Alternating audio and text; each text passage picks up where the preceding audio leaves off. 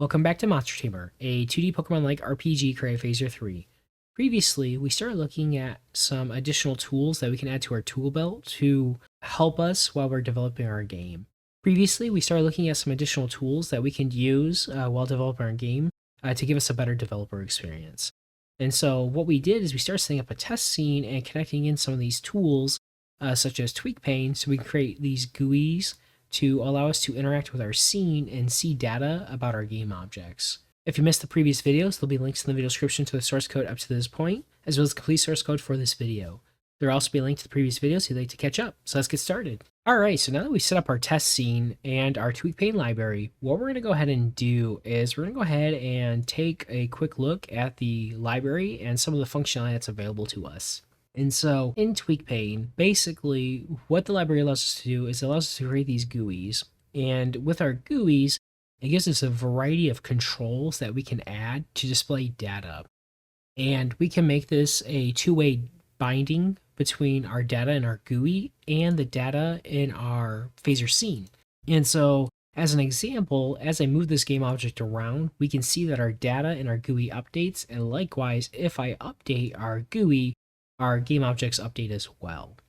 And so in Tweakpane, basically at a high level, everything that we develop is going to be a blade. And so a blade is one of these rows or sections that we add to the GUI that we want to develop. And so with the JavaScript library, basically we have full control over this whole GUI here and what we want to add to it. And so we can really customize this for our developer experience. And so with our blades, basically there's a variety of types. There are folders, and so the folders are how you can create these sections here that are collapsible. You can go ahead and add in bindings, and basically bindings are a way for you to add variables that you want to display. So here is an example where I have an integer number that's a slider that we can provide a minimum and maximum value to. Likewise, we can provide read-only fields, and so these will be fields that have data, but you can't actually modify them through the GUI. You can add other blades like drop-downs, so you can provide a variety of options you want. You can then have your GUI react to those changes of the drop-down. You can add in buttons and much, much more. And so this isn't going to be an in-depth guide into how to use Tweakpane, but this is just going to be a high level of some of the functionality and how we can use it in our game. And so there's going to be a link in the description of this video to the documentation for Tweakpane. And so if you want a deeper dive, I do recommend reading through it and checking it out. Alright, so to get started building our GUI, what we're going to go ahead and do is let's come back to our code. And so the first thing we need to do is we actually need to define our pane for our GUI. And so to go ahead and do this, what we'll do is inside our testing code, what we're going to do is we're going to come down to our method for creating our data GUI. And so this is what we'll add in our code for Tweakpane. The first thing we need to do is we need to create an instance of what is called the pane class. And so what we're going to do is we're going to make a new variable, and we're going to call this pane, and we're going to set it equal to new Tweakpane, and it will be pane for our class. And then if we go ahead and save, what we should see right away in our web application, we should see this new GUI appear in the top right corner of our game. And so the pane is the overall object that creates our GUI. And then from there, with that pane, this is how we can start adding in those various blades to the pane. And so this is where we'll be able to add in our folders and add in our variety controls for strings, numbers, colors, etc. Alright, so now that we have our GUI, the first thing we're going to do is we're going to work on adding some folders to our GUI so then that we can group together the various components that we want to add to our GUI here. And so to do this, we can go ahead and use what's called a folder. And so to add a folder, what we're going to go ahead and do is we'll make a new variable. I'm just going to call this F1 for folder 1. And we're going to set this equal to our pane reference. And we can go ahead and call the add folder method. And what this allows us to do is it allows us to provide a configuration for our folder. And so we can go ahead and provide a title, which will be the string that's displayed at the top of our folder. And for our first one, we're going to go ahead and call this monsters. And we're going to go ahead and save. We'll see right away when we add this, it's going to go ahead and add a folder that's automatically expanded. And so if we want to be explicit, we can add another property called expanded. And we're going to go ahead and set this to true. And so by default, your folder is always going to be expanded. And so we can see that little line here, our folder is expanded right now. And if we don't want our folder expanded by default, we can set this to false. And we'll see now our folders collapsed when we add it to our GUI. All right, and then what we'll do is we're just going to make another folder. We're going to call this F2, and we're going to set it equal to pane.add folder. And what we're going to do is we're going to call this one attacks. And we're also going to go ahead and set this expanded to true. And then what's really cool is because these are all just blades, we can go ahead and add subfolders to our main folder here. And so right now we have two main folders, and what we'll do is we're going to go ahead and add two subfolders for our player and enemy game objects. So what I'm going to do is I'm going to go ahead and copy this line of code here, and let's just space this out. And what I'm going to do is instead of referencing our pane, we're going to reference our blades or our F1 folder, and within that folder we can add a subfolder, but instead of calling it monster, let's go ahead and call this player. And then let's add one more folder, and we're going to call this enemy. All right, with that, we have our basic structure for our GUI we're going to be creating right now. And so we have our various folders. And what we need to do now is we need to add our bindings. And so basically our bindings, these are going to be the various controls that we add to our GUI. And so with these bindings here, we can add in things like numbers, strings, or even a hex color, and those will appear on our panel. All right, so to go ahead and add in our first binding, what we're going to do is we're going to work on adding in the X and Y values for our player monster. And so what we're going to do is let's go ahead and add a space here. And after we create our player folder, what we're going to do is we're going to use that folder to add some bindings to it. And so in order to go ahead and do that, we need to store a reference to that folder that was created. So let's go ahead and make a new variable. We're going to call this player monster folder. And we'll set it equal to our F1 add folder. Then what I'm going to do is I'm also going to do that for our enemy real quick. And so we'll have our enemy monster folder. And then for our player monster folder, what we can do is we can use the add binding method. And what this method allows you to do is you can provide an object that you want to bind your data to, and you can then provide a property on that object that you want to track. And so if we go ahead and reference our player monster, so our player monster is just our property in our class that references our phaser image game object. And then what we're going to do is we're going to go ahead and reference our X property. So this will be our X coordinate where our game object is positioned. And then what I'm going to go ahead and do is I'm going to copy this line of code here. We're going to paste it. We're also going to add a binding for our Y value. And so we'll go ahead and save and refresh our scene. We'll see right away our GUI now has two properties under our player folder, our X and Y. And so by adding these bindings, this is how we can add in interactive controls that we can modify. And so what we can do now is if we go ahead and change this data, what will happen is because we have that two-way binding between our original phaser game object and this value on our GUI, it updates our game object in our scene. And so by default, when you just provide a number, you're going to have this input field here where you can modify those values. And so I can put in any value I want here. It's going to go ahead and update our game object. And so what's really cool with these is you can customize your bindings depending on additional configuration that you want to provide. And so if you want to change this from a raw input into a slider or provide min and max values, what we can do is when we call our add binding, we can provide an additional configuration. And what this allows us to do is you can customize your input fields. And so what I can do is I can provide a min and max value of the constraints for that field. And so now by adding those constraints, we now have the slider and we still have the text input, but what it does is it prevents you from going over that max and those min values. And so this way, it allows us to be very granular on the type of input we allow through our GUI. And so what's really cool is we can also provide steps for how we want to go ahead and increment our slider here. And so what I can do is if I can do a step, I'm going to say 100 pixels. And what that's going to do is now when we update our slider, now we update in these various steps, and it's a fine control of doing it at the number we specify. And so this is nice if you want to move and align to a particular grid, but for our use case, I'm just going to set this to 1, and then that way we keep our numbers nice and round, and we don't have any floating point numbers. All right, so what I'm going to do is let's go ahead and copy this. We'll also apply that to our Y value.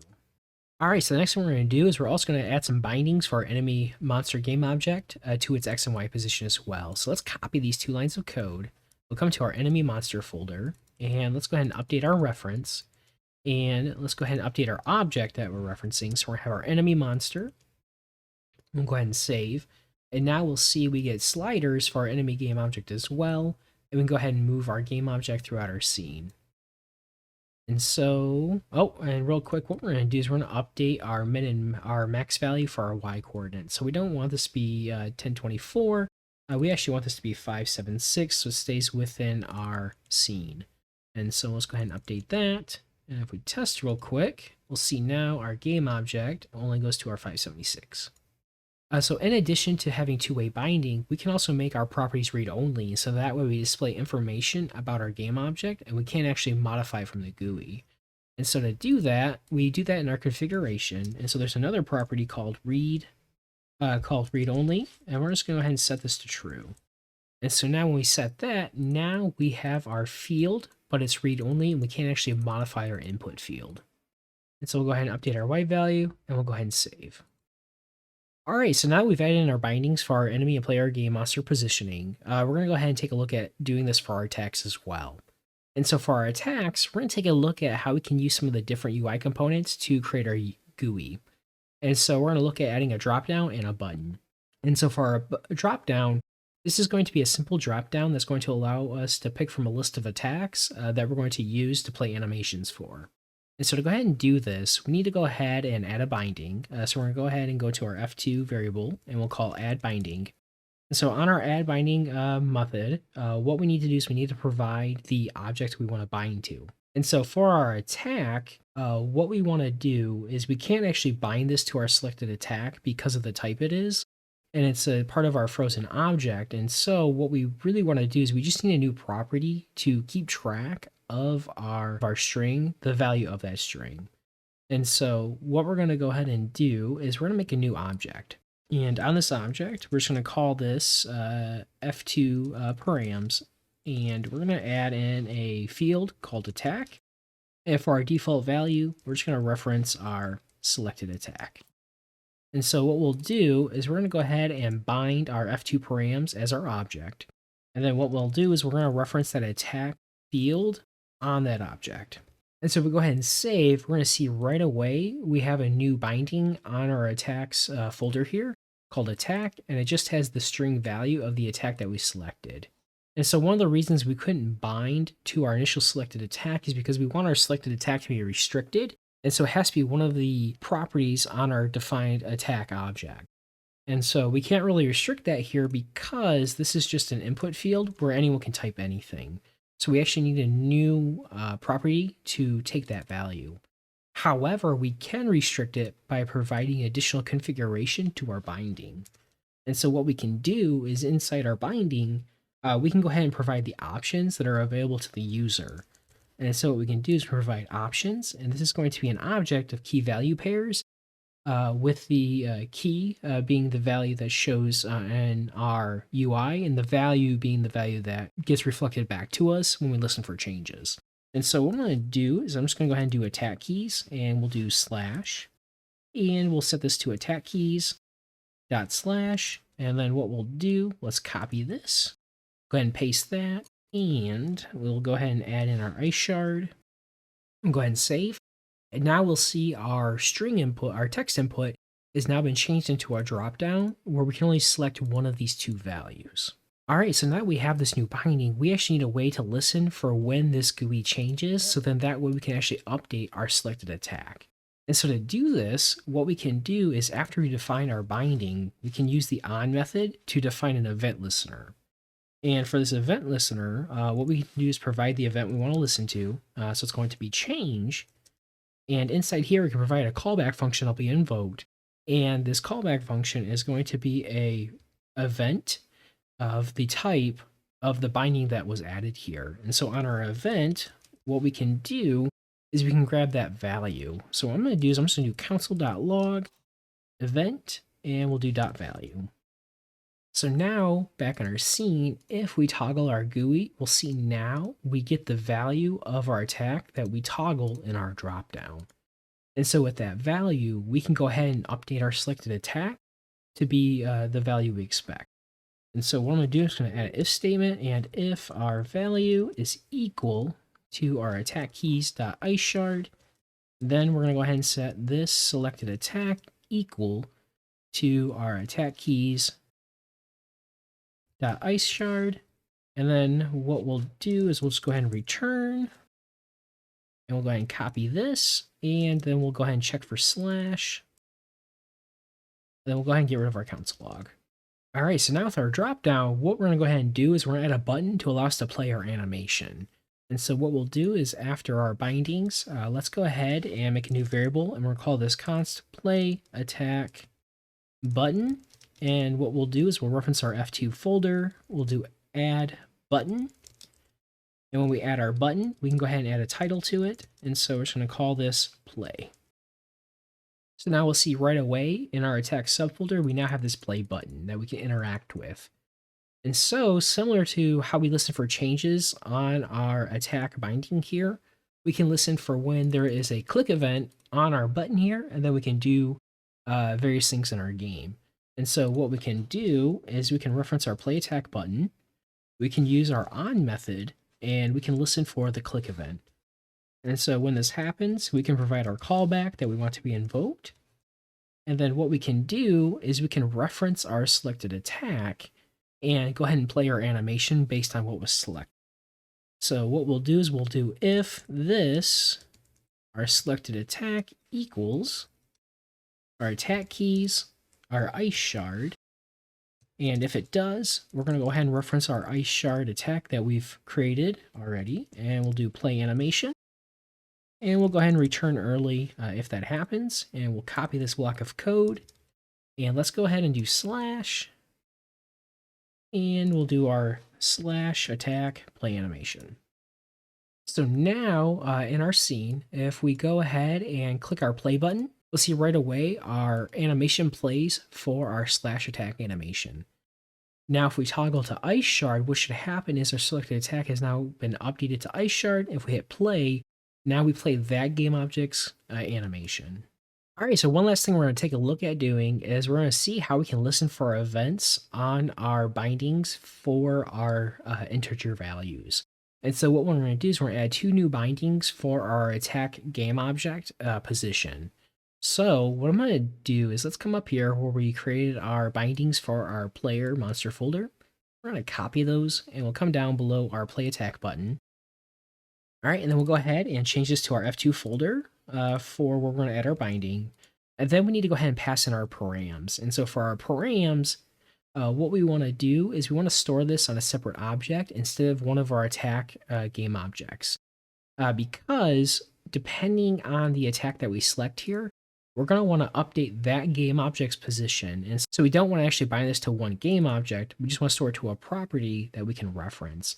And so what I'm going to go ahead and do is on our F2 params, let's add two new values. We'll go ahead and add X and Y. And what we're going to do is we're just going to use our starting X and Y value for our slash attack animation. And so what I'm going to go ahead and do is I'm going to do 745 and then 140 for our X and Y position. Then for our binding, what we'll do is we'll get rid of this player monster. We're going to change this to F2 params. All right, so now that we have our bindings, what we want to do is we need to listen for change events on these so we can actually update our game object position. And so what we'll do is after we create our binding, let's go ahead and call the on method to provide an event we want to listen to and our event listener. So we're going to listen for change, and when the change event happens, we'll go ahead and call our callback, and on our callback, we'll have our event. And what we're going to do is we're going to call this method down here. So what we're going to do is we're going to do this. We're going to do our update game object, attack game object position, and we'll go ahead and provide our parameter. And so this is going to be our X value on our X binding here. Then we want to go ahead and provide our value from our event. And then what we'll do is I'm just going to copy this. We're going to paste this, and we're going to change this to Y value. So if we go ahead and save, we should see our two new bindings. And if we go ahead and collapse our menu, if we hit play, if we start moving our sliders around, we see our attack game object moves around our scene. Likewise, if we go ahead and change this to ice shard and we hit play, if we start moving our game object around, we see that our position gets updated. And so what's happening here is on the change event callback, we're calling our update attack game object position.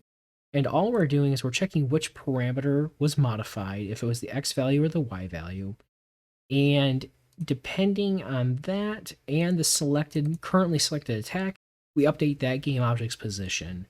And so we call the set X and we call the set Y, depending on those various combinations. All right, and so one thing to know is when we toggle between our game objects, we'll see our GUI isn't actually updating with our values because these are stored on a separate binding. And so you'll see here, as we toggle between our slash and our IceShard attacks, our X and Y values are different, but the ones in our GUI are not. And so what we need to do is we actually need to update our params object when those values change as well. And so to do that, what we can do is on our change event here, where we update our selected attack, we can also go ahead and update our F2 params object. And so we can set our X equal to the game object's position. And so we'll do this, we'll do our IceShard attack, and we'll do our game object, and we'll grab the X value. Then we're just going to copy that. Let's change this to Y. And let's go ahead and copy both those lines. We'll go ahead and do this, and we'll do our slash attack. And then what we need to do is after we make that change, we need to go ahead and refresh our GUI because we manually modified the parameter that we are bound to in our code. And so to do that, what we can do is we can reference the part of the GUI that we want to refresh. So this is going to be our F2 folder. And we're going to call the refresh method. And so let's copy that. And we'll go ahead and paste that in both spots. We'll go ahead and save. So now back in our scene, if we go ahead and start moving our attack game objects, we have our slash over here, switch to IceShard, we'll see right away now our X and Y values are updated to reflect the current position of our game object. And likewise, if we toggle back, we still have our stored position for slash, and we have our updated values. So as you can see, Tweakpane is a very powerful tool, and we can use that tool to create some really cool GUIs for our game while we're developing. Not only this, you could also extend this and use this for any components you create, so then that way you give the users an interactive way to interact with your component to see how it functions. Alright, and with that actually brings this video to an end. In our next video, we're going to go ahead and wrap up our first part of our tools, and we're going to take a look at our draggable code. And so we're going to see how we can use our Phaser 3 built-in events to listen for drag events on our game objects, and then use those to update our game object's positioning. So as a reminder, there's a link in the description of the video to the complete source code for this video. And as always, thank you so much for watching. I hope you enjoyed the content. If you did enjoy the video, please consider liking the video and hitting the bell icon to be notified when the next video in the series is released. For more great Phaser 3 content, please see the links on your screen now.